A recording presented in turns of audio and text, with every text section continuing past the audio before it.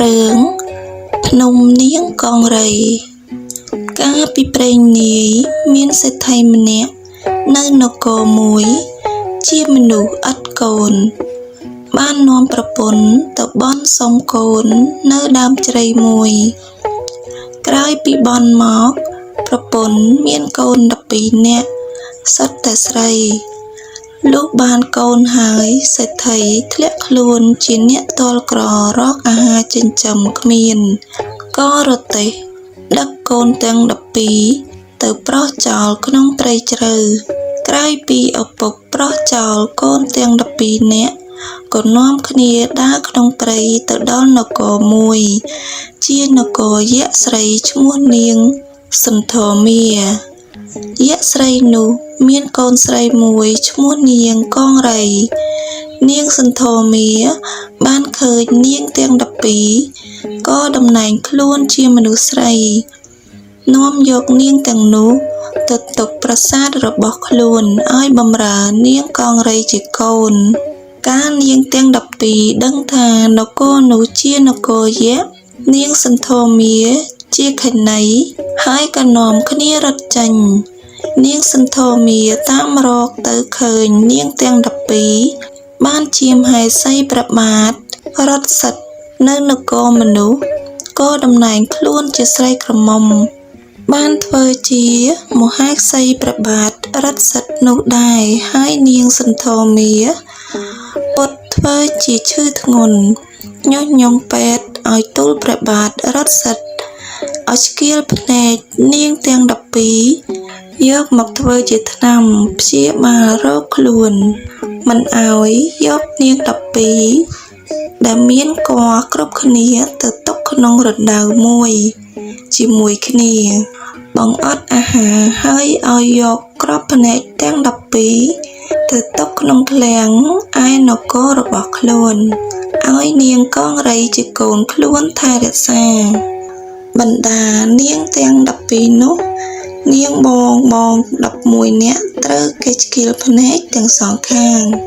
ឯនាងពៅត្រូវគេឆ្កៀលភ្នែកតែម្ខាងដោយមកពីជាតិមុននាងពៅឆ្កៀលភ្នែកត្រីម្ខាងដែរនាងទាំង12ដែលមានគភ៌នោះនាងពៅមានព្រះពោធិសត្វមកចាប់ផ្ទៃវេលានាងបងកើតកូនមកភ្លាមគេហែកសាច់កូនចែកគ្នាស៊ីអស់ចំណែកនាងពៅកើតកូនមកឲ្យឈ្មោះថាពុទ្ធិសែនហើយលាក់ទុកមិនឲ្យនាងបងដឹងចំណេរកាលមកខាងក្រោយវេលាពុទ្ធិសែនធំពេញជំទង់ឡើង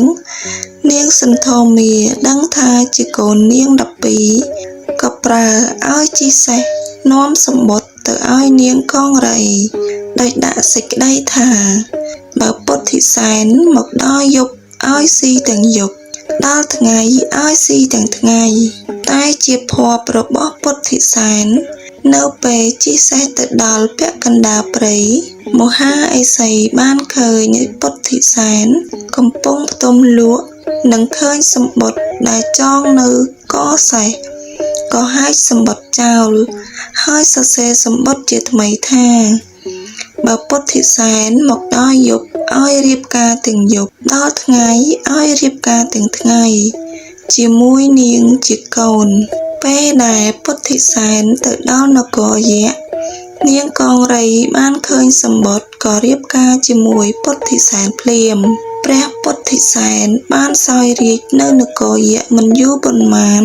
ដោយនាងកង្រីថ្វាយដំណឹងអំពីប្រស្រីភ្នែកមេត្តាលោកនិងអំពីថ្នាំសម្រាប់ដាក់ភ្នែកឲ្យជា